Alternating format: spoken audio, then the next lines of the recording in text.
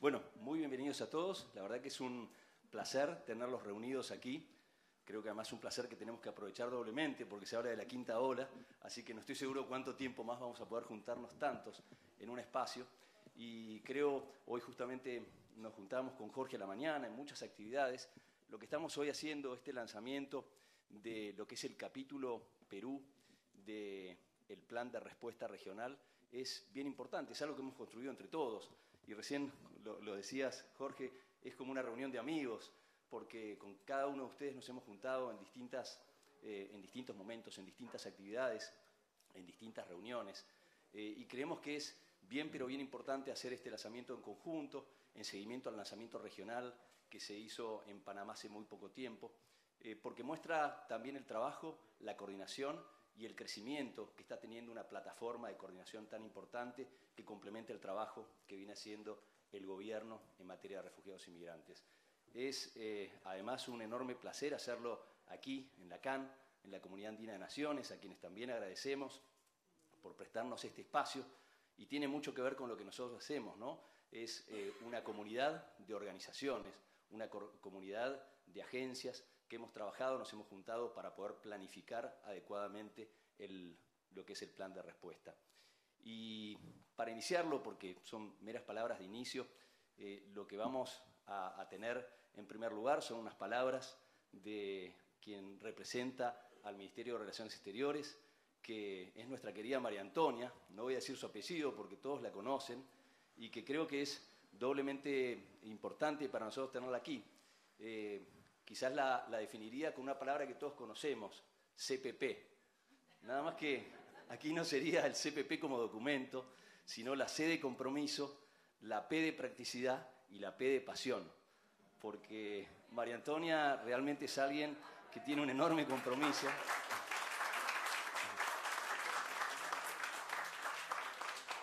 Y lo ha demostrado durante estos años de manera incansable. Creo que no hay horario en donde no hayamos hablado. A horas extrañas de la noche, por suerte los argentinos somos muy noctámbulos, al igual que María Antonia, pero cuando había necesidades ahí estaba. Y la practicidad, porque la mesa de gestión intergubernamental y las coordinaciones que María Antonia ha liderado durante mucho tiempo tenía que ver con buscar respuestas a cuestiones concretas. Cuando estaba la vacunación, para darle acceso a la vacunación a refugiados y migrantes, cuando había un problema en Tacna, en Tumbes, en Arequipa, ahí estábamos para encontrar una respuesta. Así que esa practicidad también es bien meritoria, y la pasión, ¿no? Porque a todo esto, si no le ponemos un poco de pasión, no obtenemos los resultados que queremos. Así que, María Antonia, te damos a ti la palabra para que inicies con unas palabras en representación del Ministerio.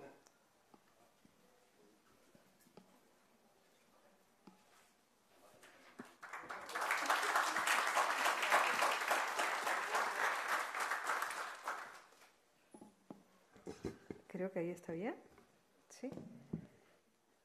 Bueno, yo sí voy a leer porque tengo un equipo que me ha preparado un texto muy bonito. Le agradezco las palabras tan generosas de de Federico. Jorge va a hablar ahora. Señor Jorge Vaca, jefe de la misión en el Perú de la Organización Internacional para las Migraciones. Señor Federico Augusti, representante de la Agencia de las Naciones Unidas para los Refugiados en el Perú. Señoras y señores, amigos todos. En nombre del Ministerio de Relaciones Exteriores y de la Dirección General de Comunidades Peruanas en el Exterior y Asuntos Consulares, deseo transmitir un afectuoso saludo a todos los asistentes al lanzamiento del Plan Regional de Respuesta para Refugiados y Migrantes del capítulo Perú para el periodo 2023-2024. Asimismo, deseo agradecer la participación y el compromiso de los socios que conforman esta plataforma, que continuó desarrollando su trabajo desde la primera línea durante la coyuntura de pandemia, que incrementó la vulnerabilidad de nuestros migrantes y refugiados. El trabajo articulado permitió brindar soluciones oportunas a los retos surgidos y se priorizaron las atenciones en servicios básicos y bienes esenciales. Hoy vemos que los flujos migratorios se han incrementado a la par que las necesidades de los hermanos venezolanos que tienen al Perú como un país de tránsito o de destino, lo que implica nuevas prioridades y respuestas. Como país expresamos nuestra coincidencia en fortalecer la integración socioeconómica de nuestros migrantes y refugiados, de la mano con sus comunidades de acogida, lo cual posibilita el enriquecimiento cultural, el involucramiento en la vida cotidiana y el desarrollo local, regional y, por lo tanto, del Perú, que es su nuevo hogar.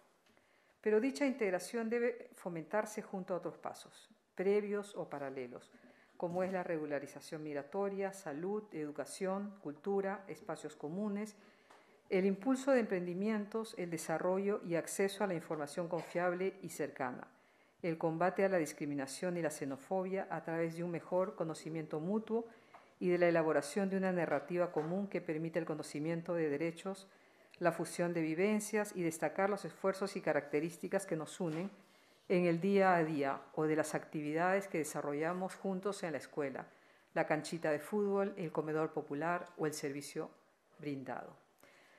Otro hecho que deseo resaltar es el incremento de organizaciones que se suman para llevar a cabo la estrategia en una radio de acción más amplio en 17 regiones del país, lo que fomentará una presencia descentralizada y participativa de la red, permitiendo una atención mucho más integral. Los resultados de esta estrategia, sin duda, será una muestra de la entrega solidaria de personas e instituciones que contempla el accionar de las entidades del Estado peruano gracias a la colaboración de países y fuentes cooperantes. Desde la Mesa de Trabajo Intersectorial para la Gestión Migratoria, MTIGM, más conocida como la Mesa Migratoria, hacemos votos para seguir coordinando con ustedes las acciones que sean necesarias en favor de nuestros migrantes y refugiados. Continuemos trabajando durante el próximo bienio con ellos y por ellos, engarzando los trabajos realizados en los mecanismos regionales que permiten articular y sumar esfuerzos. Tal como se señaló días atrás en Panamá, durante el lanzamiento del Plan Regional, nuestras respuestas y responsabilidades trascienden fronteras y promueven la unidad. De ahí la importancia de contar con una agenda migratoria regional única y que esté concertada. Que la labor que se inicia con este lanzamiento posibilite que trascendamos temores, mitos, desconocimientos, recelos y que hagamos juntos nuestra contribución para que nuestro querido Perú siga enriqueciéndose como un país mestizo y un crisol de culturas y un ejemplo para el mundo por ser un país que acoge a nuestros migrantes y refugiados, así como que asiste y protege a nuestros connacionales en el exterior. Muchas gracias a todos.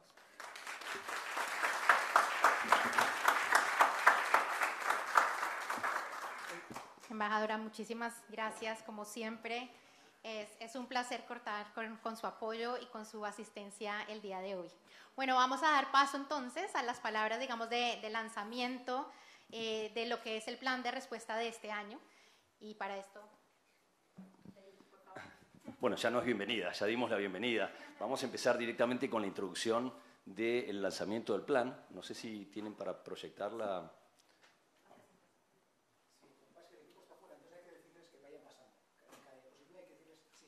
Ah, ok. Entonces, más que siguiente, si la pueden presentar.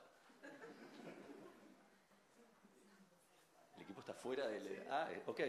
La innovación y la tecnología, algo que nos hemos ido acostumbrando. Súper. ¿Pueden poner la siguiente, por favor? Bien, miren, la idea era empezar con algunas cifras claves, algo que no nos va a sorprender, que todos conocemos, ¿no? Pero son cifras que debemos tener bien presentes. Primero, volver a recordar que somos el segundo país del mundo de uno de los flujos de desplazados más grandes en la historia actualmente. Es decir, hoy los flujos mixtos de refugiados y migrantes venezolanos están a la par de la situación de Siria, a la par de la situación de Ucrania, y Perú es el segundo país del mundo. Tenemos ya 1,5 millones de personas refugiadas y migrantes, lo cual implica sobre un total de casi 33 millones de personas que estamos en cerca de 4.5% de la población en tan solo pocos años. Casi, podríamos decir, casi 1% de la población se ha sumado cada uno de estos años. Y esto es importante tener en cuenta porque tiene que ver con los enormes desafíos que representa para cualquier Estado poder recibir en tan poco tiempo un número tan importante de personas. Y las proyecciones siguen creciendo. Para fines del año próximo, entre todos, las proyecciones que tenemos y que observamos es que tendremos 1.620.000 personas. Es decir, llegaremos casi al 5% de la población.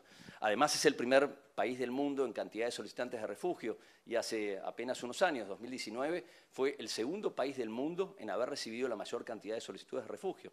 Entonces, datos importantes para tener en cuenta cómo eso impacta en cada una de las instituciones del Estado, que tienen desafíos que no estaban ni tenían por qué estar preparados para recibir. Hablamos nuevamente de un desplazamiento que no hemos tenido precedentes en la historia. Por supuesto, un desplazamiento muy doloroso.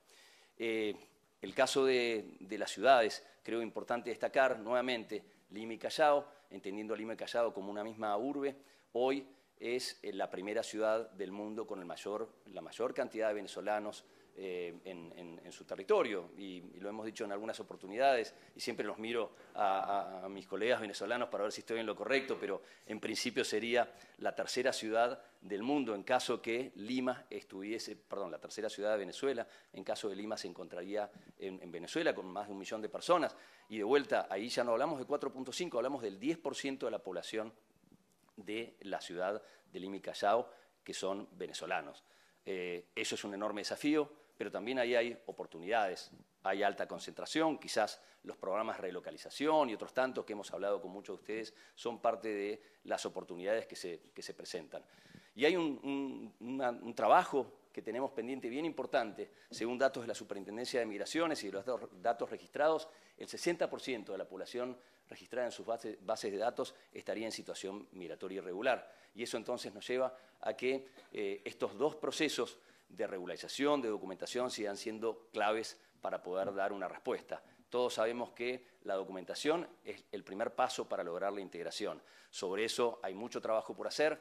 Demuestra una voluntad política de parte del Estado. Sabemos que hay cuellos de botella, sabemos que hay dificultades, pero estamos todos trabajando para sobreponernos y sobrepasar esas dificultades. Así que ahí creo que hay algunos datos para tener muy presente. Siguiente, por favor. Aquí es una cronología muy rápida de algunas cuestiones que tienen o han tenido ciertos impactos aquí durante este año. La primera tuvo que ver con la extensión del CPP. Hubieron distintas extensiones del CPP porque tenía un vencimiento. La segunda tuvo que ver con la ampliación del CPP para que cubra durante 2 años a las personas que tenían acceso a esa documentación.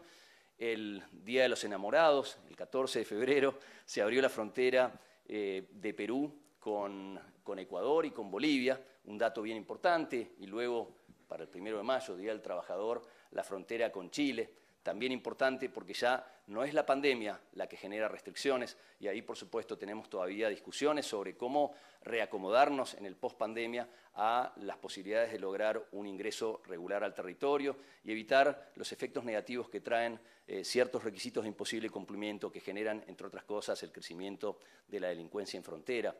El 24 de febrero, también creo que es un dato y una fecha clave, muchos recordarán, el inicio del conflicto entre Ucrania y Rusia, un conflicto bien complejo que todavía continúa y que tiene un impacto directo en distintas cuestiones, entre otras, aumento de problemas alimentarios a nivel global que han tenido un impacto incluso aquí, y la necesidad de recursos que en otras oportunidades venían hacia Perú o hacia la región de las Américas, empiezan también a atender otras emergencias de enormes proporciones como el conflicto.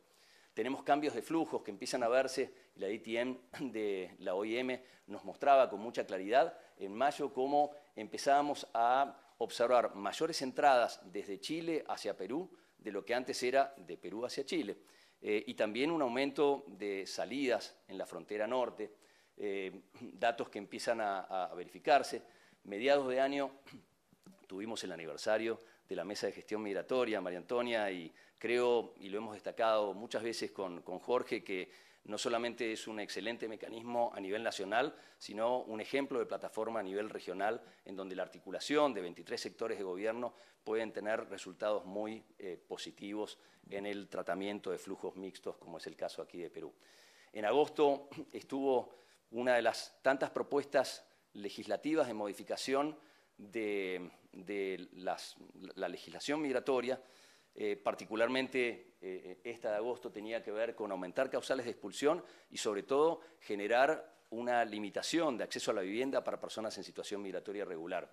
Y creo que es importante notar que en agosto, bueno, esto fue después, en unos meses posteriores, el Poder Ejecutivo, con la intervención de varios de los actores de la Mesa de Gestión Migratoria, observó esa legislación que actualmente está en el Congreso y estamos viendo o estamos tratando de que no vuelva esa legislación a convertirse en ley por insistencia, por los efectos negativos que puede tener sobre la población refugiada e inmigrante. Hubieron elecciones locales, creo que para destacar de que no fue un tema de agenda importante o prioritario el tema de refugiados e inmigrantes en las elecciones locales, algo que podía generar cierto ruido. 12 de octubre hubo un cambio en la política migratoria en Estados Unidos y ese cambio también tuvo una contrapartida que fue un nuevo cambio en los flujos. El cambio de la aplicación del título 42 en Estados Unidos que genera ciertas restricciones para el ingreso y por otro lado la implementación de un mecanismo de visados con sponsoreos para poder ingresar de manera regular ha tenido un cambio, toda vez que muchas personas se dirigían a Estados Unidos para poder ingresar y eso se empezó a ver en que nuevamente más personas ingresan al país en la frontera norte y más personas continúan hacia Chile en la frontera sur. Datos nuevamente que la DTM, que actualmente es semanal, permite tener un monitoreo y observar cómo esos flujos van cambiando. No son estables, cambian, pero es importante para tener en cuenta. Finalmente, bueno, aquí tenemos la aprobación en la Comisión de Relaciones Exteriores de esta ley que hablábamos, que es modificatoria del Decreto de Ley 1350 y que establece esta limitación para las personas en situación migratoria irregular de acceder a una vivienda. Fue aprobada por la Comisión de Relaciones Exteriores, pero todavía tiene que pasar al Pleno y ahí estamos distintas organizaciones aquí presentes trabajando para ver la posibilidad de que esto no se convierta en una ley. Y aquí estamos, esta parte que casi no se ve y está a medias, me voy a poner al lado para poner la otra mitad. Esta es la presentación del lanzamiento de este plan de trabajo que estamos haciendo entre todos. Jorge, te sigo para que continúes. Gracias, Federico. Especialmente gracias a todos los que vinieron hoy, al Ministerio de Relaciones Exteriores, a los donantes, PRM, Unión Europea. Veo también a mis colegas de Naciones Unidas que han demostrado siempre un compromiso total y desde las agencias de Naciones Unidas trabajamos todos por tratar de asistir al Estado peruano y sus entidades para poder facilitar el acceso a derechos. En eso estamos con la sociedad civil de venezolanos, pero también sociedad civil peruana. Y me alegra haber confirmado que ahora hay un evento antes de que nosotros iniciemos que permite también visibilizar el trabajo que se realiza en el terreno. Eso es de vital importancia. Así que sí, estamos en familia. Veo a varios de mis colegas en la fila de atrás, de OIM, pero también de ACNUR, y bueno, veo también a Derechos Humanos, al Comité Internacional de Rescate y a otros socios que de verdad agradecemos profundamente por ese compromiso también que han mostrado a través de los años en desarrollar la propuesta en base a necesidades identificadas. Y eso es lo que queremos mostrar ahora. Bueno, siguiente, por favor. Bueno, acá afortunadamente la pantalla está completa. Si no estuviera completa, estaría en graves problemas. Como ustedes podrán ver, en el 2022, el requerimiento financiero de 304 millones fue importante. Si vemos de las 87 organizaciones que participan en la plataforma del Grupo de Trabajo de Refugiados e Inmigrantes, 55 estuvieron participando para definir cuáles son las necesidades. Y acá vemos también una tendencia en cuanto al financiamiento recibido para atender esas necesidades. Acá hay que decir algo que es verdaderamente de importancia, no solamente la guerra en Ucrania, que ha, sin lugar a dudas, desviado recursos, sino también otros continentes en donde sabemos existen grandes necesidades como África, Asia, y particularmente, digamos, Latinoamérica, a pesar de haber sido un continente bastante conflictivo, también es un continente que tiene acceso a derechos. Esto es también cuestionable, pero comparativamente hablando, estamos progresando en democracia. La pandemia nos hizo retroceder significativamente en los Objetivos de Desarrollo Sostenible 2030. Eso ya impacta no solamente a migrantes y refugiados, sino también a las poblaciones. Acá lidiamos con una realidad. Los migrantes y refugiados también, al igual que la población peruana, tienen problemas de pobreza. Y por eso para nosotros es importante ver cómo esto que ustedes observan acá se traduce en que lo que los donantes nos otorgan en medio de una pandemia y dificultades económicas y un conflicto militar como el de Ucrania y Rusia, además de las necesidades de otros continentes, beneficia a migrantes y refugiados, pero en particular también a las comunidades receptoras. Y eso van a verlo ustedes reflejados en los diferentes subsectores. Si ustedes me preguntan a mí, si esa cifra de 369.000, casi 370.000, porque aquí no pusieron el número, la cifra exacta, si mi memoria no me falla, es más cercano a los 370.000 que los 369.000, les diría con plena confianza que las cifras están bastante próximas a la realidad. ¿Por qué? Porque entre los socios nos hemos asegurado de no duplicar las cifras, de no incrementar la cifra de beneficiarios más allá de lo que en realidad representan. Y por eso es que hay una base de datos en donde incluso identificamos si estamos beneficiando a una persona varias veces. Y si es así, ¿por qué? La razón de esta información es evitar duplicar esfuerzos, pero también cómo maximizamos los recursos. Y representar, cuando hablamos de comunidad de acogida, yo les digo, esta cifra se queda muy corta. Y les voy a decir por qué. Porque ustedes todos pueden leer esto, no necesito traducirlo.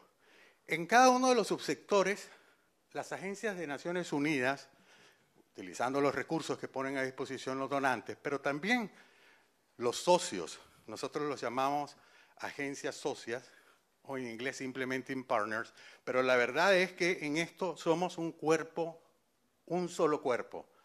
No nos diferenciamos. Posiblemente nos diferenciemos en yo soy el que traslada los recursos del donante y sus contribuyentes, pero al final nuestro objetivo es uno, atender a la población que más lo requiere. Y en eso tenemos criterios de vulnerabilidad. No es que digamos a la loca elegimos a quién, sino en base a criterios de vulnerabilidad. Y si volvemos a la cifra de 42.000, les voy a dar un ejemplo. ACNUR, OIM y otras agencias otorgan equipos y recursos a las entidades de gobierno. Ministerio de Salud, por ejemplo, durante la pandemia se canalizaron recursos importantes. Y este ejemplo que les doy es, donamos 12 ambulancias. Y, por ejemplo, fuimos con Ryan, por cierto, que estaba de visita por parte de PRM, uno de los donantes más importantes, tanto para ACNUR como para OIM a nivel mundial. Y fuimos a Centro de Salud Norte, en Lima Norte, y nos atendió el director de salud, y lo primero que dijo es, muchas gracias al Sistema de Naciones Unidas, porque las 2 ambulancias que nos otorgaron, que nos donaron, o fueron 3, hizo que nosotros recibiéramos del Ministerio de Salud 6 nuevas. Y con esas 9 ambulancias pudimos reparar las 5 que teníamos. Entonces 6 más 3, 9, más 5, digamos, 14. Mis matemáticas hoy están fallando. Pero, ¿qué significa eso? Eso significa que sirvió como un motor para atender a una población de más de 3 millones de habitantes. ¿Alguien mencionaba un país? No, más que, digamos, muchos países, más que Uruguay, por ejemplo, me están soplando acá. Solamente en Lima Norte, en donde se percibe que hay, digamos, un 10% de población venezolana de acuerdo a los datos. Eso significa que esas ambulancias y esos equipos que hemos donado, ¿a quién benefician más? A los peruanos.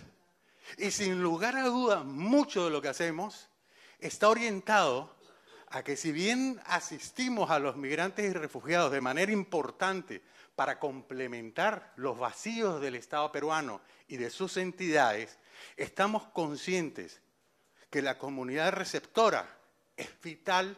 ¿Para qué? Para facilitar la integración. Entonces, cada uno de estos subsectores, ustedes podrán ver por efectos de transparencia cómo hemos asistido a refugiados y migrantes en seguridad alimentaria, integración, transporte humanitario y cada uno de los subsectores, pero también cómo se ha asistido a las comunidades receptoras, conociendo que se comparte pobreza y conociendo que hay una gran deficiencia en facilitar el acceso a derechos, no por una falta de voluntad, pero sí por una falta de gobernanza, por problemas de corrupción, que no son solamente particulares para Perú. Casi diría que es un común denominador para Latinoamérica.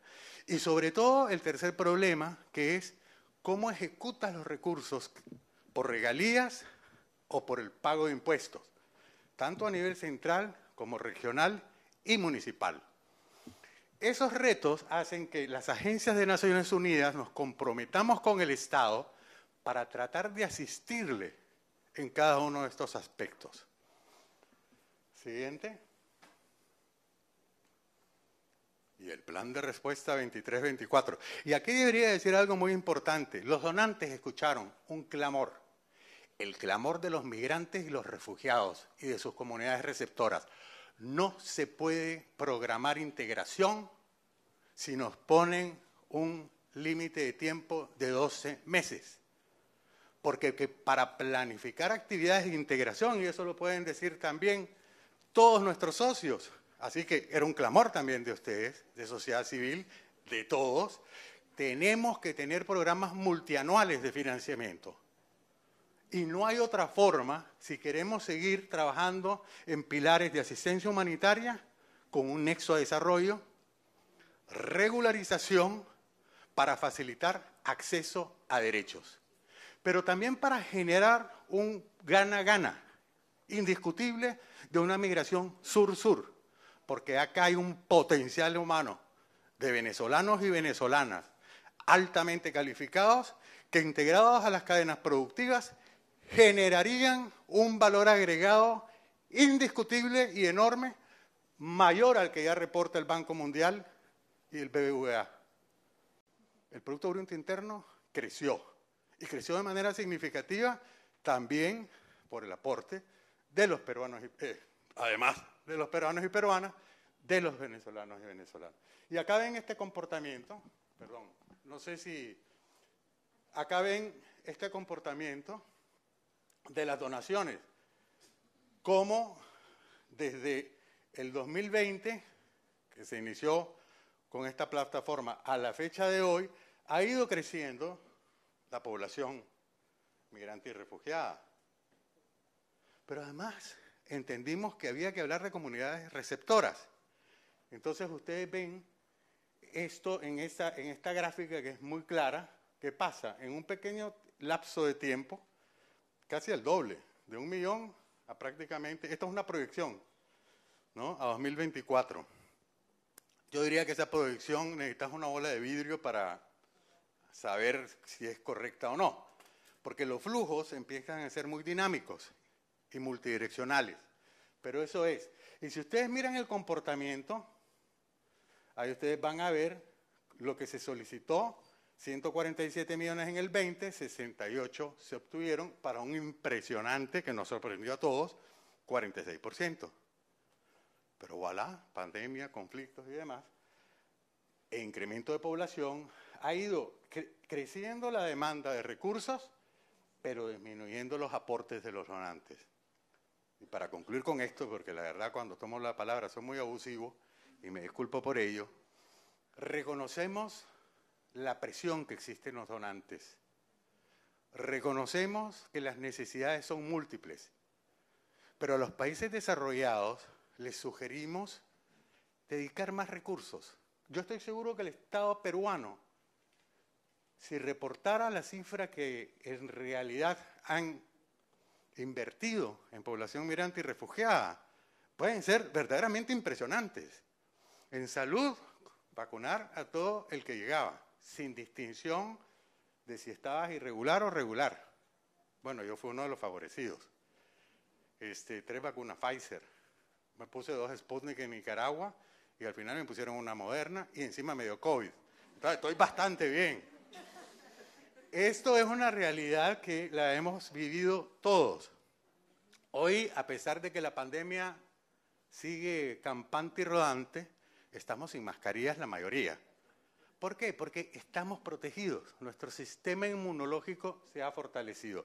Así es como los donantes tienen que fortalecer, haciendo un parangón de ideas, los recursos que coloquen para evitar que estas poblaciones, los flujos migratorios, no decidan irse hacia el norte, como ha sido siempre la dinámica. Migración sur-norte. No. Y de todos nosotros dependerá que esta migración sur-sur sea una migración gana-gana. Del Estado, de sus instituciones, de las Naciones Unidas, de sociedad civil, de la cooperación internacional, de los migrantes y refugiados, juntos también, para que nos ayuden a ver el camino. Creo que ahora te toca. Nosotros bailamos tango y merengue y salsa, pero debo decir que con Federico hacemos un gran equipo. Bueno, seguimos con alguno de los... ¿La siguiente o no sé, la proyección? Ahí está. Miren, simplemente un dato y complementando lo que decía Jorge, cómo vienen aumentando primero los socios que somos parte de esta plataforma. 61, poco más de 60 en el 2000, casi 80 en el 2021, cerca de las 90 en el 2022 y ya estamos llegando a los 100, si Dios quiere. Entonces, hay más organizaciones que se suman a la respuesta y es un primer buen dato. El segundo buen dato es también aquellas organizaciones que son parte del GTRM que se suman a solicitar recursos, a presentar actividades a la cooperación internacional y presentarse para solicitar recursos implica que están mejorando sus capacidades operativas para poder formular proyectos que finalmente luego son evaluados por la cooperación internacional. Entonces, cada uno de estos ítems nos va mostrando ese avance y mucho de ese avance está vinculado también a esta plataforma de coordinación que creo es bien importante. No solamente a nivel numérico, es decir, en el 2020 había 60 organizaciones, 61 del GTRM, 35 aplicaron por fondos del RMRP. En el 2023 son casi 100 organizaciones y casi 70 pidieron recursos. Es decir, no solamente a nivel numérico, sino a nivel porcentual de la cantidad de organizaciones que son parte de la plataforma son las que están solicitando recursos para poder implementar esas actividades que benefician a refugiados e inmigrantes. Siguiente, por favor. Pero pasamos a ver algunas de las necesidades claves que se han identificado en ese trabajo bien importante que han hecho muchísimos de ustedes en el análisis conjunto de necesidades, donde han participado no solamente los líderes sectoriales, que aprovecho nuevamente agradecer a cada uno de los coordinadores, tanto de los sectores como también de las regiones, que han participado bien activamente, pero también como informantes claves. Muchos de ustedes han sido informantes claves que nos han permitido tener mejor información. Y dentro de eso, la primera, lo hablábamos al inicio, 60% de los refugiados inmigrantes que están en las bases de datos de la Superintendencia de Migraciones no tienen un permiso regular. Y nuevamente, sobre eso hay mucho esfuerzo y mucha inversión que realizar. La está haciendo el Estado con sus capacidades, la estamos haciendo desde la cooperación internacional, la estamos haciendo de muchas de las organizaciones de ustedes que informan, brindan acceso a sistemas para poder cargar la información y en muchos casos también tienen recursos para poder financiar parte del pago inicial de estos procesos como el caso del CPP, y en otros mejorar y actualizar la información para que esa información pueda actualizarse en la base de datos de la Comisión Especial de Refugiados y finalmente de parte de la Cancillería se pueda emitir la calidad migratoria humanitaria. Sabemos que hay mucho todavía por seguir haciendo y ese dato nos tiene que ser el punto inicial, sabiendo que un 60% requieren documentación, sobre eso tenemos que hacer un enorme esfuerzo. 63%, según los datos ahí relevados, de los refugiados inmigrantes venezolanos no tiene acceso al sistema de salud. Sabemos que la salud es un derecho humano y sobre eso hay mucho que realizar. Hay mucho trabajo por delante. Primero, para que tengan calidad migratoria humanitaria. Segundo, los que tienen CPP, tratar de hacer incidencia para que también puedan tener acceso al sistema de salud. No solamente aquellos niños menores de 5 años o aquellas mujeres embarazadas o aquellas personas con VIH que tienen acceso al sistema antirretroviral, sino también para el resto de las personas que no pueden acceder a esa documentación, poder tratar de brindarles derecho a la salud. Datos que llaman la atención, casi el 60% de las víctimas registradas en trata y tráfico de personas son venezolanas. Y el dato, primero ya de por sí es bien fuerte, 60% venezolanas, pero además pueden ver el crecimiento. 2019, la estimación era que el 30% se duplicó. Parte de esto está vinculado a esas formas de ingreso en donde la criminalidad hace su negocio. Imposibilidad de acceder regularmente implica que los traficantes, los trocheros, como les dicen, son los que están haciendo su negocio y crece en las zonas de frontera. Y luego, vinculados con la trata de personas, esto tiene un alto impacto en donde tenemos que trabajar juntos, gobierno, organismos de Naciones Unidas, sociedad civil, primero para evitar la trata y el tráfico, segundo para poder dar respuesta. 35% de los informantes también mencionan que conocen casos de violencia contra niños y adolescentes y estamos, ustedes saben, en los días de activismo contra la violencia de género y hay datos que sorprenden. 1 de cada 3 personas, mujeres en el mundo, ha sufrido en algún momento de su vida violencia de género. Bueno, por supuesto, en personas que se desplazan, los riesgos son mayores. Así que hay un enorme trabajo por hacer, no solamente para niños, niñas y adolescentes, sino también para mujeres adultas. Esta mañana estuvimos con Jorge inaugurando aquí en ATE una Casa de la Mujer junto con la Municipalidad de Lima. Bueno, tenemos que seguir trabajando en esos esquemas y en tantos otros para que la violencia deje de existir. 20% de las personas venezolanas ganan menos que los trabajadores peruanos. Y, por supuesto, eso deberíamos reducirlo a 0. Es decir, el salario debería estar vinculado a la idoneidad y no a la nacionalidad. Quizás el dato positivo, porque claro, no es un dato positivo 20% que gane un 20% menos, pero quizás el dato positivo es que hace 4 años atrás se hablaba de que ganaban el 40% menos. Entonces algo ahí probablemente de la integración, del conocimiento de las personas que ya llevan muchos más años, permite que esa situación irregular vaya reduciéndose, pero hay mucho todavía por seguir haciendo. OIT, PNUD, cada una de las organizaciones tenemos que seguir trabajando para que no solamente haya trabajo digno, sino que ese trabajo sea bien recompensado con el salario. Finalmente, temas de inseguridad alimentaria, en donde los datos, la verdad que también han sido impactantes este año, lo han sido en general para la población peruana y lo han sido también para la población refugiada inmigrante que está aquí, así que hay mucho trabajo también que hacer para evitar esa inseguridad alimentaria y esperemos entre todos poder seguir avanzando en algunos de estos datos. La que viene tiene que ver con parte de los ejes de respuesta y ahí, Jorge, te dejo la palabra. Bueno, la verdad, porque ya hemos abusado del tiempo, quería mencionar que las próximas intervenciones estarán a cargo de la sociedad civil, la PPB, MACDB, OCACIBEN, Unión Venezolana, Benactiva. Me parece esto muy importante, más allá de que estemos siempre nosotros interviniendo y participando en este evento, es de vital importancia escuchar a los socios, ¿no? ¿Qué tienen que decir?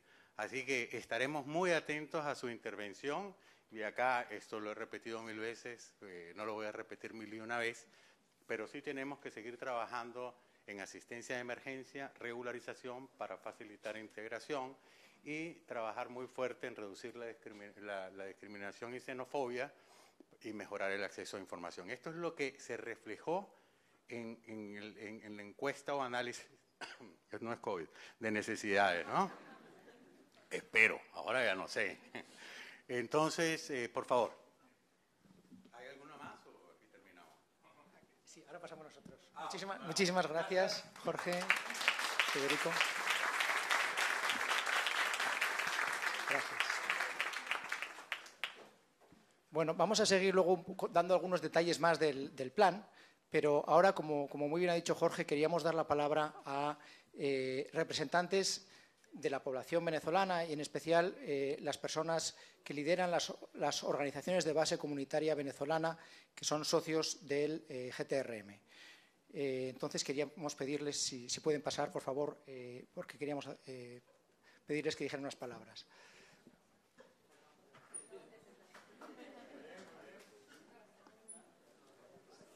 Vamos a ponernos juntos para poder pasar.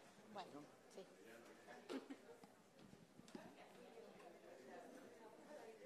Hola, ¿cómo estás, Dani? Bienvenido. Sigue.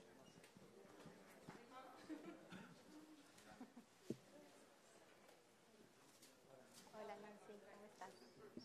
Bienvenida. Sí.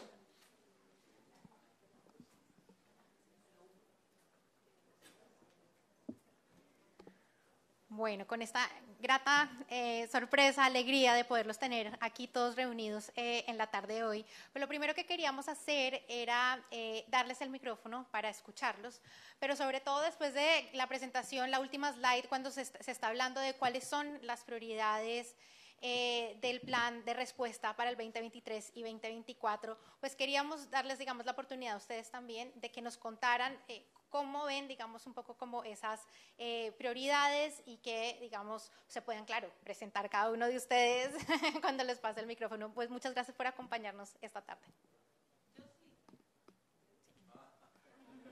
Disculpen, lo que pasa es que, perdón, mi nombre es Nelly Herrera y represento a Ocasiben.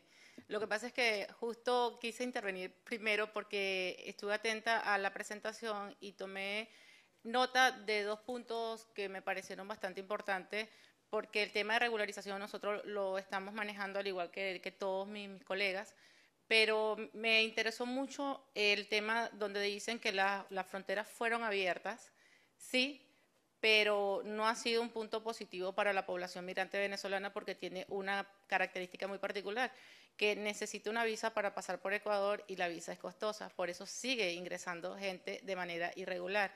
La otra es el desconocimiento que hay o la falta de información que hay con respecto a al exceso para regularizarse, los pagos de tasas, por la misma característica que tiene justamente la población migrante.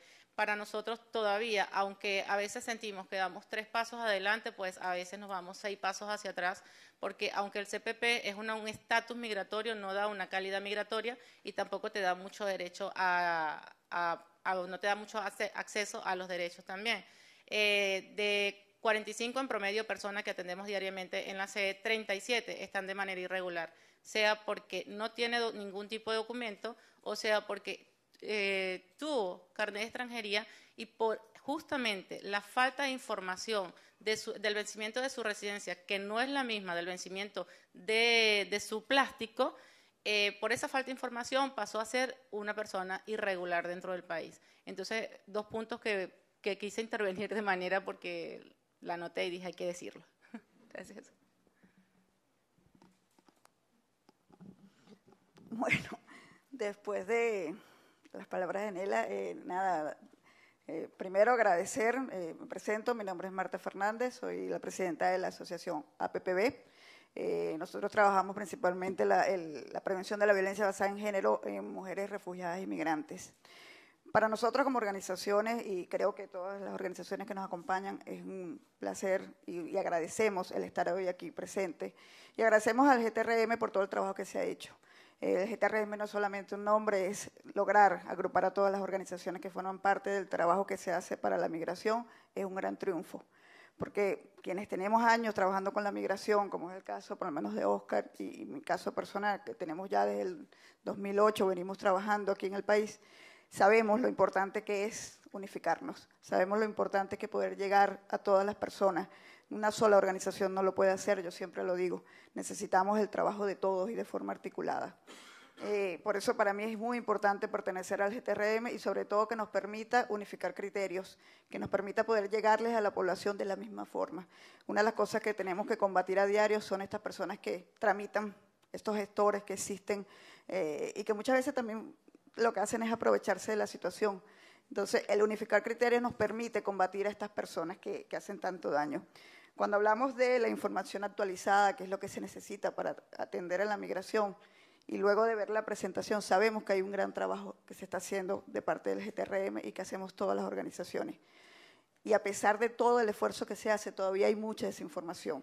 Todavía necesitamos seguir trabajando y seguir creando estos espacios informativos para que la población pueda acceder a derechos, acceder a la salud, acceder a muchas cosas que creen que no merecen, ¿no? Necesitamos reforzar los temas de derechos, darle conocimiento a las personas, y lo hacemos nosotros desde el punto de vista hacia las mujeres migrantes, pero debemos hacerlo hacia toda la comunidad migrante.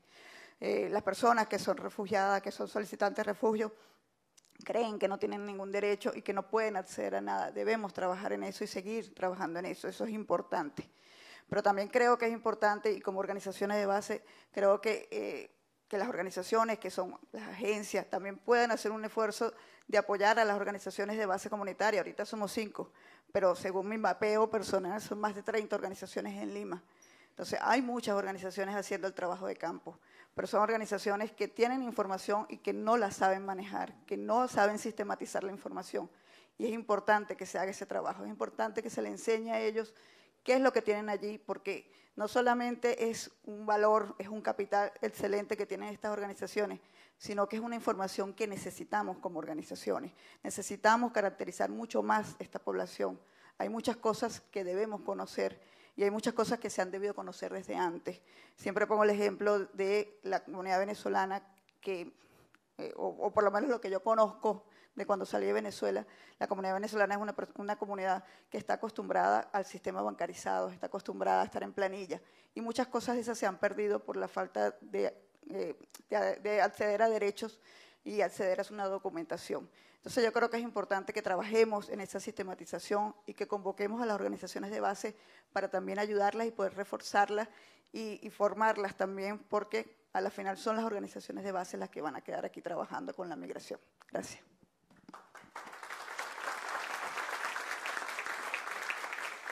Bueno, mi nombre es Daniel Tarazona, presidente de la organización MACDEBAI.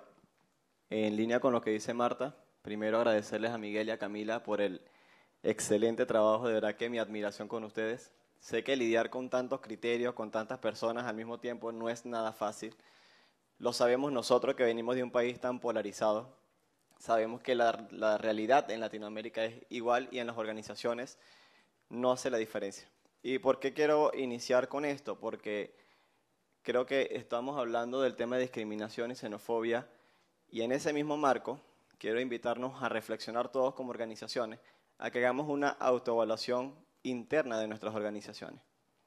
Si queremos atacar el problema de la discriminación, de la xenofobia, de la falta de oportunidades, de las desigualdades que existen con la población migrante y refugiada, tenemos que ver qué estamos haciendo nosotros mismos como organizaciones para atender y no ser parte de esa problemática. Lo decimos desde nuestra experiencia como organizaciones de base. A mí personalmente me ha tocado pasar o vivir situaciones un poco incómodas con colegas de otras organizaciones que prestamos apoyo, servicio a la población migrante y refugiada, y eso es algo que me gustaría resaltar y tocar para que nos vayamos de acá con ese, más allá de irnos feliz por lo que hemos logrado, revisar y analizar y que este tipo de situaciones no vuelvan a suceder. Porque si pasan entre nosotros como colegas que estamos en esta labor humanitaria, en esta acción inclusiva, entonces, ¿qué más no pasará con la población migrante? No podemos hablar de integración si verdaderamente nosotros no nos terminamos de integrar, no empezamos a trabajar de manera articulada y avanzamos hacia la verdadera inclusión e integración de las personas migrantes y refugiadas. Han pasado 5 años, ¿no?, desde que inició esta migración masiva, 2017, 2018. Los que llegamos en el 2017 lo hemos visto, Oscar y Marta, que llegaron hace más de 10 años, ¿no? Lo podrán ver, 15 años ya. Marta hay que celebrarle inclusive el vals y todo. Lo hemos visto cómo hemos crecido. Hace un par de años esto no hubiese sido posible, que estuviéramos organizaciones de base al frente hablando de esta problemática, proponiendo o ejecutando proyectos. Hoy por hoy lo estamos viendo y eso se debe a todo el trabajo que hemos hecho en conjunto. En ese mismo orden, hemos visto también cómo se ha incrementado la xenofobia y la discriminación en áreas externas. Por ejemplo, vemos que hace poco, creo que fue ayer o antier, me corrige Jorge, hubo un conversatorio con OIM Migraciones sobre el tema de los medios de comunicación y la discriminación. ¿Cómo podemos hacer para atacar esta grave problemática? Si nosotros que estamos al día a día en la calle nos damos cuenta de que lo que sale en redes sociales o lo que sale en la televisión no es la realidad, no es el día a día. Sí hay focos muy puntuales de discriminación, de xenofobia que podemos revertir si nos vamos a un trabajo comunitario e integrador y que ese trabajo se visibilice. Porque ¿qué sucede? Que nosotros trabajamos constantemente, trabajamos incansablemente, pero ese trabajo no se visibiliza. Y donde invertimos la mayor cantidad de recursos para hacer este tipo de actividades de integración es en comunidades donde la población migrante y refugiada con la población de acogida no comparte o no se visibiliza el trabajo. ¿A dónde debemos ir a hacer este tipo de actividades o este tipo de intervenciones? A donde está la comunidad, a donde está esa población que día a día camina, que día a día comparte y que día a día hace patria. Los sectores descentralizados de Lima Metropolitana. No estamos hablando del sector principal, Miraflores, Surquillo, Barranco, Cercado de Lima. Estamos hablando de Villa María del Triunfo, Villa El Salvador, San Juan de Miraflores, San Juan de Lurigancho, Los Olivos, Comas, Caraballo, Ancón, etc. Todos estos lugares, hablando de Lima Metropolitana, sin tocar todos los distritos o provincias que están fuera de Lima. Por ejemplo, fuimos a Piura. En Piura hay una población impresionante de venezolanos y no se está haciendo mucho por esta población allá. Se atiende a las poblaciones que están en tránsito, pero la población de base, hemos visto la falta de iniciativas comunitarias para poder promover la integración. Hay que descentralizar un poco el trabajo que estamos haciendo acá en Lima y llevarlos a las provincias y visibilizar todo este trabajo que estamos haciendo, que creo que es lo más importante, visibilizar. La gran mayoría de peruanos ven la televisión, ven las redes sociales. Hay que hacer una gran campaña y visibilizar todo este trabajo. En la mesa de comunicación e integración, cuando estábamos construyendo este plan, lo tocábamos y hablábamos sobre eso.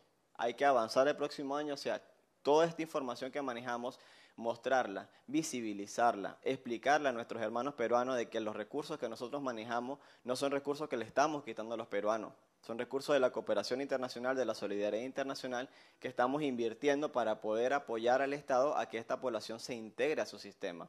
De que no vean que les estamos quitando a ellos para darle al venezolano. Y felicito que hayamos aumentado la cifra de beneficiarios en cuanto a comunidad de acogida, porque lo hablamos siempre nosotros. En plena pandemia íbamos a una comunidad bien necesitada, donde todos estábamos pasando por igual situación, peruanos y venezolanos. Llevábamos 100 bolsas de comida, de las cuales 80 o 90 tenía que ser para venezolanos, y solamente 10, cuando nos los permitían, eran para los peruanos. Ese tipo de acciones, aunque muy insignificante para muchos, para nosotros significa demasiado, porque la población toma una mala percepción de lo que estamos haciendo y cree que los venezolanos venimos a vivir de la asistencia, y eso no es así. Y por último, para cerrar, volverlos nuevamente a invitar a reflexionar sobre qué estamos haciendo de nuestras organizaciones para el trato humanitario y empático con cada una de las personas a las que atendemos. Que nos revisemos y que por último fortalezcamos a las organizaciones de base. Hoy estamos 5 acá, como dijo Marta, hay más de 30 organizaciones, una con ideas mejores que la anterior, o sea, todas súper potentes, hacen el trabajo que muchas veces nosotros no hacemos, que es el trabajo en el barrio, en la comunidad, el casa a casa, el persona a persona. Es a esas las organizaciones a las que debemos seguir fortaleciendo. Fíjense, un claro ejemplo, nosotros que estamos acá al frente hoy, con pocos recursos, con pocas manos inclusive, hemos hecho grandes cosas súper impactantes y las seguimos haciendo porque las hacemos de la empatía, desde la solidaridad, con todo el amor y aprovechando el potencial de nuestra población. Peruanos y venezolanos unidos seguimos trabajando y avanzando hacia esta integración, que es el objetivo de todas y todos. Gracias.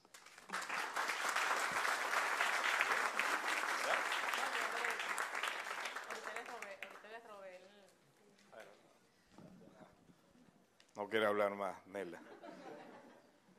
Bueno, mi nombre es Oscar Pérez, presidente de Unión Venezolana en Perú. Bueno, suscribo cada una de las intervenciones, tanto de Marta, que además Marta es fundadora junto conmigo de Unión Venezolana en Perú y nos tocó en buena medida arar en un desierto cuando prácticamente estábamos solo tratando de encontrar reivindicaciones. Hoy me siento tan contento de ver a Daniel, que era parte de Unión Venezolana en ese momento como voluntario, dirigiendo una organización que está haciendo mucho por los venezolanos, por los refugiados e inmigrantes venezolanos, como otros tantos más. Así que suscribo cada una de las palabras, tanto de Marta, de Daniel y por supuesto de Nela con torta y todo que incluida. Solamente antes de leer, porque voy a tomar lo mismo que dijo Jorge para no abusar del tiempo, y quienes me conocen saben que yo me pego. Entonces sí traje escrito algunas consideraciones que me han pedido reflexiones sobre los principales problemas para el acceso a actividades generadoras de ingresos que enfrenta la población refugiada y migrante venezolana en el Perú. Pero quería no desaprovechar esta oportunidad, en primer lugar, para sentirme plenamente reivindicado cuando junto a mis compañeros estamos sentados acá en este panel, porque obviamente es la reivindicación no solamente a estas 5 organizaciones, sino a todos los líderes de base, a todas las comunidades, a todas las organizaciones de base comunitaria, organizaciones lideradas por refugiados y migrantes venezolanos, que durante muchísimo tiempo han venido adelantando, implementando tantas iniciativas que obviamente hoy día se reivindica cuando estamos acá sentados y con todo lo que venimos haciendo junto a los socios que hoy están acá presentes, y de manera bien particular con ACNUR y con OIM, que nos han venido tendiendo la mano durante todo este tiempo. Por supuesto, con apoyo de las fuentes de cooperación.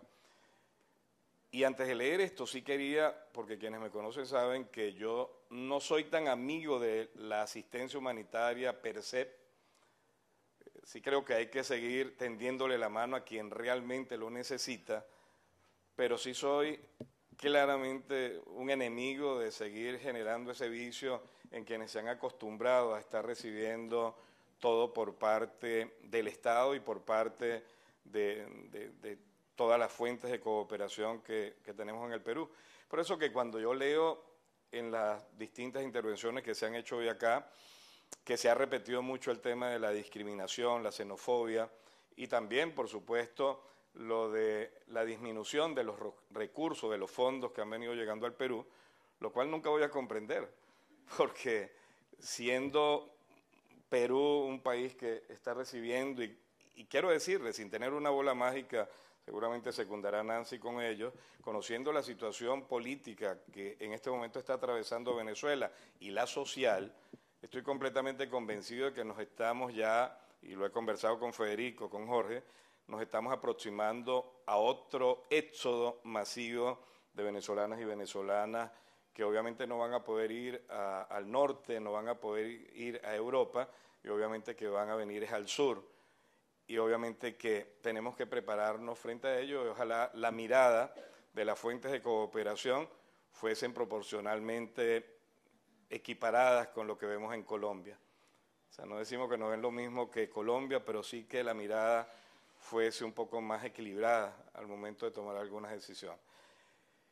Yo estoy convencido de que la discriminación la vamos a comenzar a erradicar en la medida que apostemos a impulsar mayores procesos de integración de la población refugiada e inmigrante venezolana. En la medida de que apostemos a la implementación de mayores y mejores programas de integración socioeconómica, será un paso agigantado para ir disminuyendo con la xenofobia y los embates de la discriminación en el Perú. Cuando veamos a menos médicos trabajando como meseros, desplazando a un nacional que solamente tiene capacidad para ser mesero, y veamos a ese médico en lugar de trabajando en un restaurante, trabajando en un hospital, trabajando en un consultorio, es evidente que ahí vamos a estar apostando a disminuir la xenofobia en este país. Y pudiese citar muchísimos otros tantos casos más, el de un médico trabajando como cobrador de combi o como choferes de transporte público acá en el Perú. Así que dejo esto porque creo que es importante que lo tomemos en consideración, en seguir apostando. Lo conversaba con Ryan hace poco, que tuvimos la posibilidad de conversar sobre el tema, de seguir apostando a mayores niveles de integración de la población refugiada e inmigrante venezolana acá. A lo mío ahora. Me han pedido precisamente que desearan un poco sobre cuáles son los principales problemas para el acceso a actividades generadoras de ingresos de la población refugiada e inmigrante venezolana, y para no desviarme y perderme un poco, quise anotar algunos. Uno es la regularización migratoria como base fundamental del proceso de integración socioeconómica. Aún impone algunas barreras documentarias y económicas que deben ser superadas. Y obviamente al decir esto también debo reconocer todo el esfuerzo y toda la empatía que ha tenido el Estado peruano, y ahí destaco el rol que ha jugado la embajadora Massana en todo este proceso, que ha permitido que vayamos avanzando de forma acelerada y efectiva en lograr mayores niveles de regularización de la población refugiada e inmigrante venezolana. Pero hay problemas con el CPP, hay problemas con la calidad humanitaria, personas que le han llegado ya a su segunda prórroga de la calidad humanitaria y siguen apareciendo vencidas sus residencias en el sistema, y esto obviamente implica que sean despedidos de los trabajos, de los empleos, que no le den empleo, que les cancelen las cuentas bancarias, que les cancelen los brevetes, que los desafilen del Seguro Integral de Salud, entre otras tantas cosas que se generan por este problema que estamos enfrentando en este momento con la calidad humanitaria y esta situación que se produce entre la comunicación que debe salir o que se debe coordinar entre relaciones exteriores y migración, y que yo sé que se están haciendo grandes esfuerzos para superar esto. Por supuesto, las barreras para acceder formalmente a servicios financieros, mi querido Oscar Guzmán, estas barreras que, por ejemplo, el hecho de que aún entidades financieras, salvo algunas muy contadas excepciones, no permitan que personas beneficiarias del carnet de permiso temporal de permanencia, el CPP, puedan aperturar cuentas de ahorros. Nos parece realmente absurdo que esto todavía se siga suscitando, lo cual limita la posibilidad de muchísimos aspectos de las personas que son beneficiarias del CPP. Los altos costos reflejados, mi querido Michel, que está por ahí, Michel Solari, que es un defensor de esto, los altos costos reflejados en los procesos de habilitación profesional y la exigencia de documentación apostillada para adelantar trámites de reconocimiento de títulos obtenidos en el exterior. Sigue siendo una barrera que obviamente habrá que buscar en algún momento algún tipo de solución para esto. Barreras documentarias y económicas impuestas por gremios profesionales, algunas de estas interpuestas de manera sobrevenida, como lo estamos viendo en este momento con el Colegio de Enfermeros del Perú, y que muchas de las organizaciones que estamos acá lo estamos enfrentando. Los porcentajes limitativos, mi querida Nancy, para la contratación de personas extranjeras establecidos por la legislación laboral peruana. En algunas áreas hay una demanda laboral insatisfecha que no se puede cubrir con mano de obra peruana, y estos porcentajes limitativos impiden que un profesional venezolano pueda cubrir esa demanda laboral insatisfecha, por lo cual apostamos que en algún momento se puedan generar algunas excepciones o que pueda disminuirse este porcentaje. Los altos niveles de desinformación en sectores empresariales y o comerciales sobre las diferentes modalidades de contratación de personas extranjeras, otra barrera enorme que tenemos que enfrentar a diario y que ojalá este 2022, 2023, mi querido Federico, podamos enfrentar. La imprecisión, y esto es importante, la imprecisión real sobre la demanda laboral insatisfecha identificada en el Perú. Creo que este grupo de trabajo tiene que avanzar para unificar criterios que nos permita saber ciertamente qué es lo que se necesita y dónde, porque todas las encuestas revelan que los venezolanos y venezolanas están dispuestos a reubicarse geográficamente con la única intención de tener un empleo digno o fuentes generadoras de medios de vida que realmente satisfaga sus necesidades. Y por último, no menos grave, lo dijo ya Daniel, el grave problema de la discriminación y el papel dramático que juegan algunos medios de comunicación en que ésta se siga incrementando diariamente. Es todo lo que quería decir. Muchas gracias.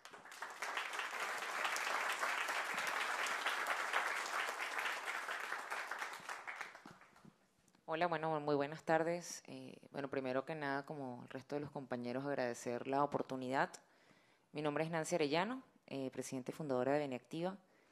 Y bueno, yo creo que imposible no suscribir todo lo que ya han comentado. Creo que además ha sido producto pues, de largas discusiones con la mayoría de las personas que están en esta sala, que nos hemos visto infinidad de veces en los últimos años para hablar sobre estos temas. Desde Beneactiva, bueno, se nos encargó responder a la pregunta de por qué seguir apoyando, ¿no? Los esfuerzos que se hacen a nivel técnico y financiero por parte de los donantes a través de los distintos cooperantes para favorecer, ¿no?, las implementaciones. Y bueno, yo creo que lo primero es un tema de que la migración es natural, que es un fenómeno que siempre ha existido y que siempre existirá, es una realidad finalmente humana, que tiene que ser gestionada como todo fenómeno, ¿no?, humano y entendiendo además lo que representa a nivel de riesgos para algunos grupos cuando hablamos de desplazados forzados, de refugiados, cuando hablamos de migrantes que inician su proceso de movilidad humana por situaciones, por ejemplo, como la crisis humanitaria compleja que estuvo en Venezuela y que sigue de alguna manera latiendo con ritmos distintos, con escenarios donde tenemos que buscar de alguna manera reaccionar, pero también prevenir e incluso hacer prospectiva. Y eso implica un esfuerzo importante por parte de los actores para ser cada vez más acuciosos en generar diagnósticos que nos permitan atender ya responsablemente las consecuencias. En este sentido, creo que se trata finalmente de un acto humano y se trata de un deber ético que además ha quedado comprometido por una serie de instrumentos internacionales que nos caracterizan como civilización y como comunidad internacional. Hay que sostener entonces el enfoque de derechos, atendiendo la corresponsabilidad, la interdependencia y la perspectiva de seguridad multidimensional, además, en la región. Hemos visto el desgaste muchas veces de actores que de manera a veces inopinada, de manera a veces irresponsable, han venido pues dando un enfoque de securitización al tema migratorio. Eso ha traído incluso propuestas de ley profundamente nocivas para la correcta gestión migratoria y para la gobernanza.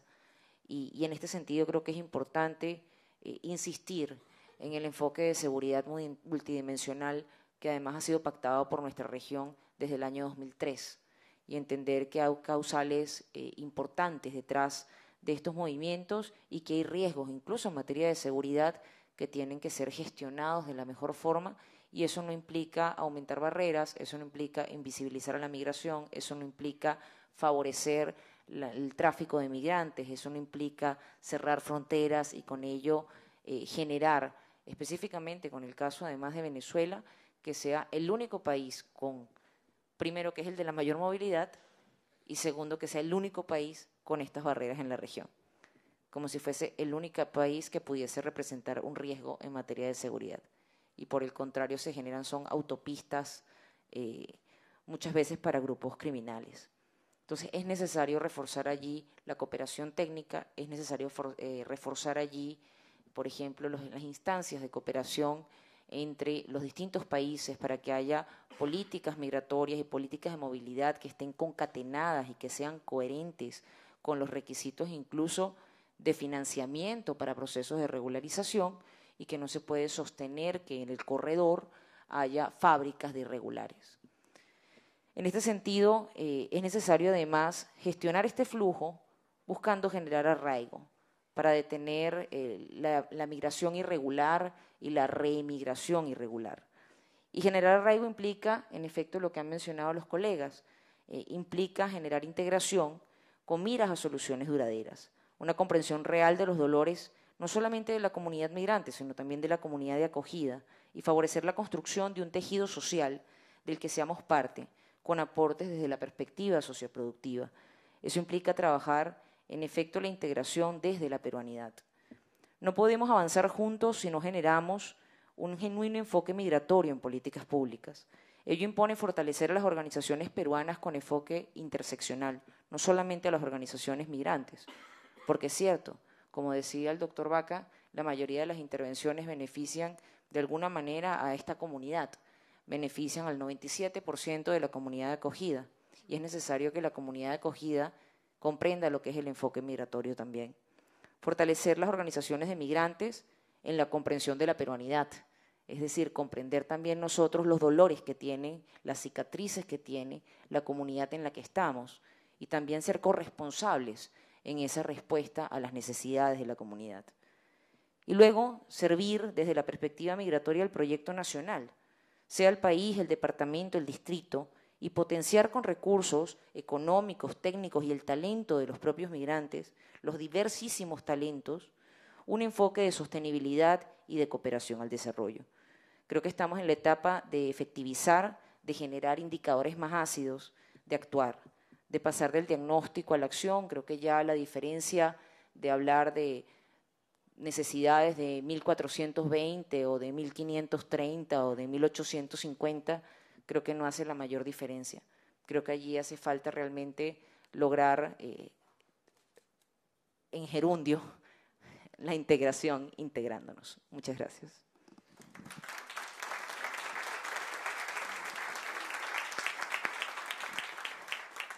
Muchas gracias, colegas. Pueden volver. Muchísimas gracias por estas palabras, muy amables. Súper interesante oír esta perspectiva y bueno, un gusto tenerles como miembros del GTRM. Es más, nos faltaba un miembro más. Había un miembro más del GTRM, BNICA, que no han podido venir porque están basados en ICA. Y bueno, pues también nos da una reflexión interesante de las diferencias también entre Lima y el resto. Tenemos un reto que nos ha puesto Marta para el año que viene, 30 organizaciones de base comunitaria, a ver si lo logramos. Le paso la palabra a Camila.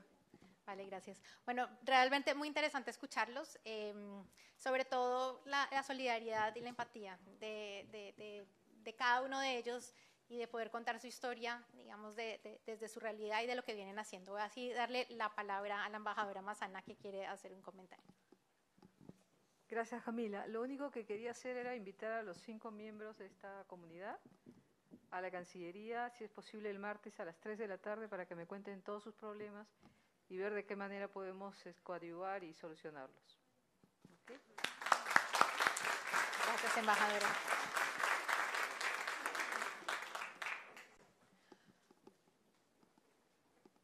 Bueno, vamos a seguir entonces con la presentación del plan de respuesta. Ahora, bueno, vamos a hacer una breve presentación para ver, digamos, ya como los números de qué es este plan de respuesta y cómo vamos a trabajar durante este 2023 y 2024.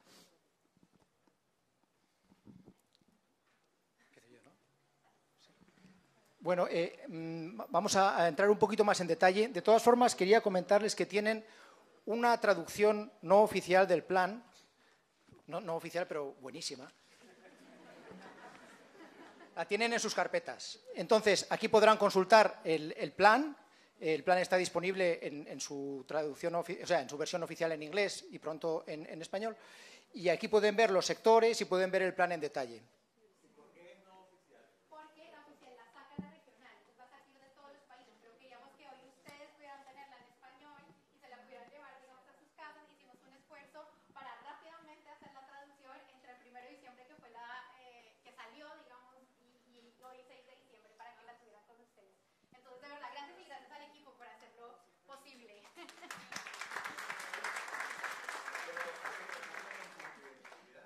No hay que tratar la confidencialidad. Está abierta para todos y todas. Bueno, entrando un poquito más a los números, y aquí es muy importante que nos ayude la presentación, vamos a ver en detalle cuáles son, digamos, los pilares del plan de respuesta. Y el primero, sin duda, pues es la población. ¿Con qué empezamos a hacer estos cálculos de población? los datos de migraciones y poder decir, bueno, cuánta población venezolana hay en el país, y de ahí se hizo, digamos, una proyección para establecer cuánto sería la proyección para el final del 2023 y el 2024. El dato que vemos aquí es de 1.620.000 personas a final del 2023 y 1.720.000 para el final del 2024, sumado a unas 200.000 personas más o menos que cada año estarían transitando por el país, bien sea hacia el norte, digamos, o hacia el sur. Esto, digamos, no es poca cosa. Creemos que es valioso, digamos, tomar este primer punto de la proyección de población y mencionar algo muy importante, y es que por primera vez este plan no solamente es bianual 2023-2024, sino que además por primera vez el cálculo de la población en tránsito incluye otras nacionalidades, no solamente la población venezolana, porque, digamos, la observación es que no solamente en Perú, sino en Ecuador, Colombia, Panamá y Costa Rica, el tema, digamos, de los flujos mixtos no solamente se está dando frente a la población venezolana. El segundo pilar son las personas en situación de necesidad. Entonces, para sacar, digamos, este cálculo, tenemos 2 millones de personas para 2023 y 2.100.000 para 2024. Ustedes dirán, bueno, ¿y por qué es un número mayor al de la población venezolana? Y aquí es clave hablar y mencionar lo que mis antecesores remarcaron, y es el tema de la comunidad de acogida. No solo estamos aquí para trabajar por la población refugiada e inmigrante, sino también para la población, la comunidad de acogida peruana.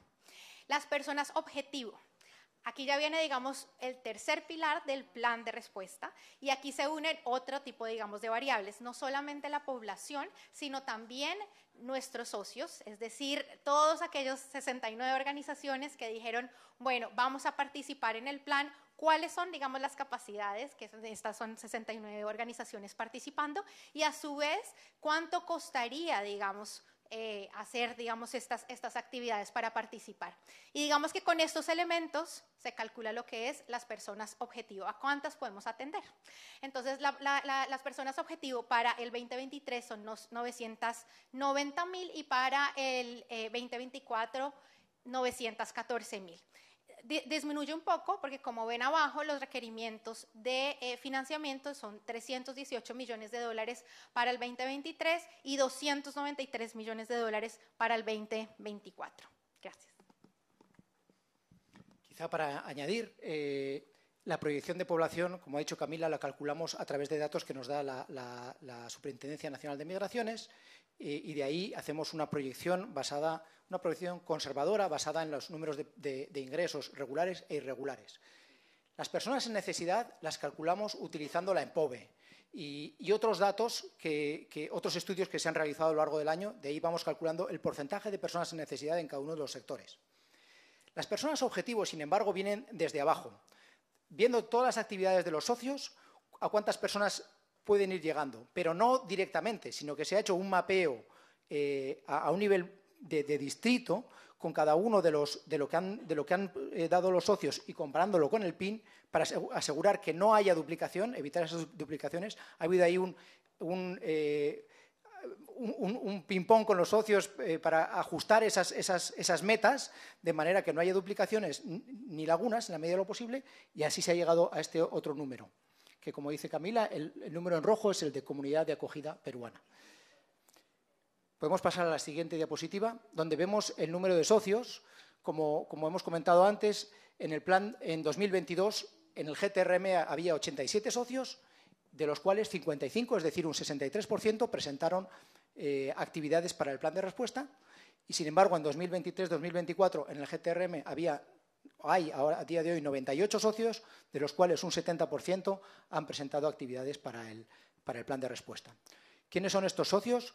Vemos que hay estas 69 organizaciones, en la línea de abajo lo podemos ver. 27 de ellas son ONGs internacionales, 17 ONGs nacionales peruanas, 12 son otro tipo de organizaciones y 13 serían agencias de Naciones Unidas. Adelante. Aquí ya venimos, digamos, a analizar un poquito más de qué nos dice este plan de respuesta para este 2023-2024.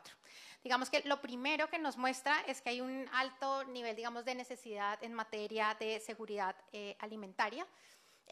La segunda, digamos, sector que tiene un número, digamos, de personas en necesidad más alto es el de salud, seguido por el sector de integración, donde 38 socios, digamos, participan en el sector de integración. Me voy a volver un poquito con el tema salud. Yo creo que es bien valioso resaltar lo que el gobierno peruano ha hecho con el tema de la vacunación. El año pasado, cuando estábamos lanzando, digamos, este mismo plan, hablábamos de el tema, digamos, de la vacunación de refugiados y migrantes venezolanos. Eso se superó y, digamos, yo creo que salió bastante bien. Y sin duda alguna, digamos, estos temas que estamos mencionando nos ayudan a ver, digamos, una perspectiva amplia de cuáles son las necesidades en este, digamos, nuevo escenario. En el tema, digamos, de protección, es el cuarto sector, digamos, donde hay amplias necesidades. Aquí de resaltar muy importante que estamos hablando de que en el sector de protección es donde está también incorporados los temas de regularización y de documentación, que como hemos visto en las intervenciones de todos los que nos han acompañado aquí, es una piedra angular, digamos, como de todo el proceso de integración y, digamos, de lograr también avanzar a que los refugiados inmigrantes venezolanos pues tengan, digamos, mayor arraigo, como decía Nancy también. Bueno, digamos que todos los sectores obviamente son importantes. Hay algunas cosas que yo creo que se pueden ver y es el trabajo, digamos, en red, el trabajo articulado, el trabajo coordinado. Y eso se ve acá específicamente en el número de socios, digamos, que trabajan en cada uno de los sectores. Ver, por ejemplo, que hay 16 organizaciones trabajando en temas de protección de la niñez o 23 organizaciones trabajando en el tema, por ejemplo, de violencia basada en género, pues no es menor. Y yo creo que además es el resultado también del trabajo de cada uno de los que están aquí. Y por eso, digamos, también como felicitarlos, porque llegar, digamos, a estos datos y a estos números no ha sido, digamos, un trabajo únicamente de la coordinación, sino ha sido un trabajo de todos los sectores para ver aquí representadas tantas las necesidades como, digamos, las organizaciones que van a poder hacer, digamos, posible las intervenciones y la implementación de estas actividades, buscando siempre una mejor situación, tanto para las comunidades de acogida peruana como para los refugiados inmigrantes venezolanos en el país. Siguiente.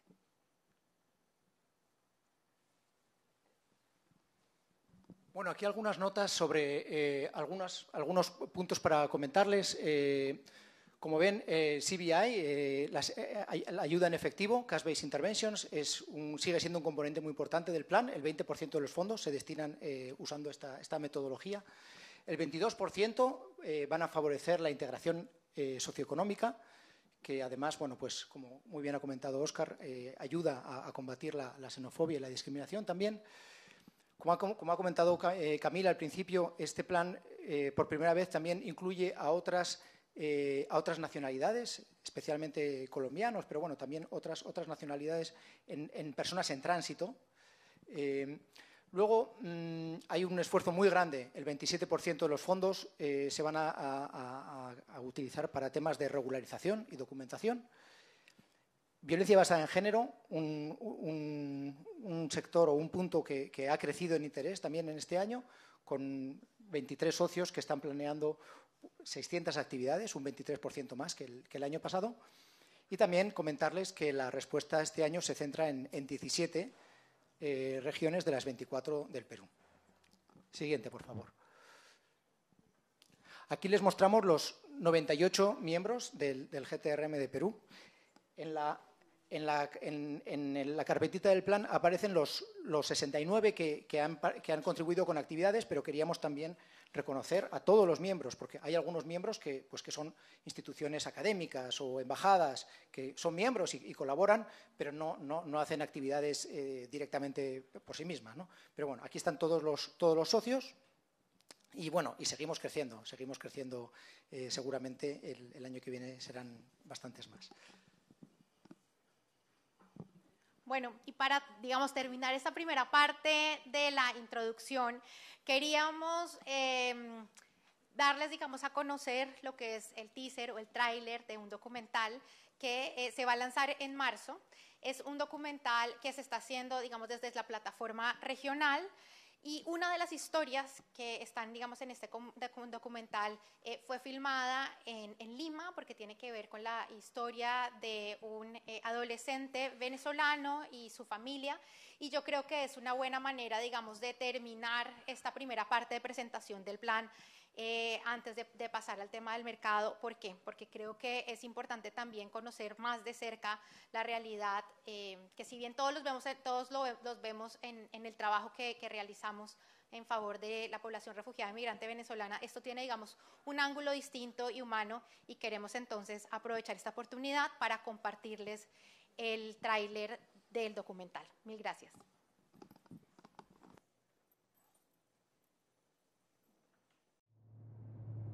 Venezuela. Cuando éramos felices y no lo sabíamos.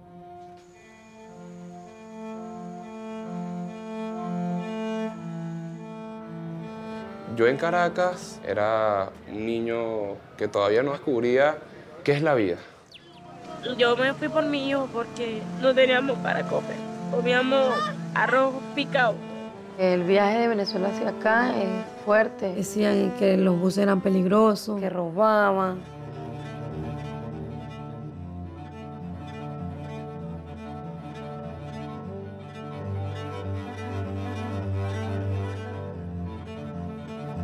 Padre de familia que tenga menores de edad en la fila. Decidí arriesgarlo por la selva. Esa travesía cualquiera no, es muy difícil. No. ¿No lo viste allá abajo?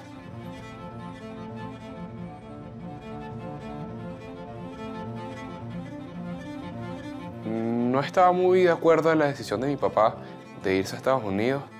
Lo último que le dije fue, chamo, no me dejes, porque es lo único que tengo yo ahorita, pues mi muchacho y tú.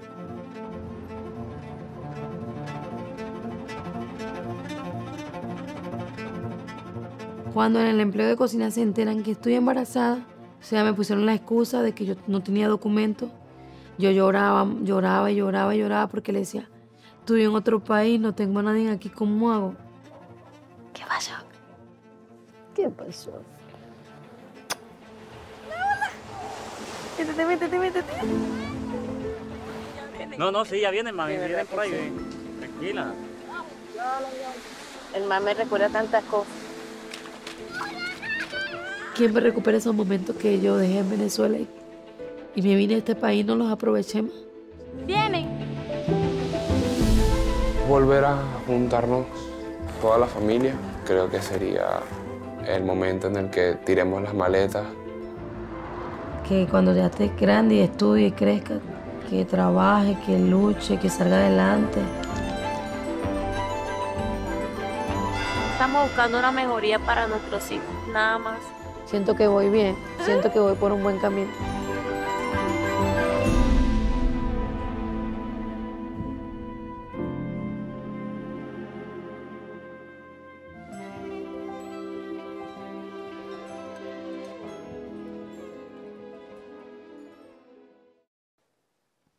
Bueno, muchas gracias.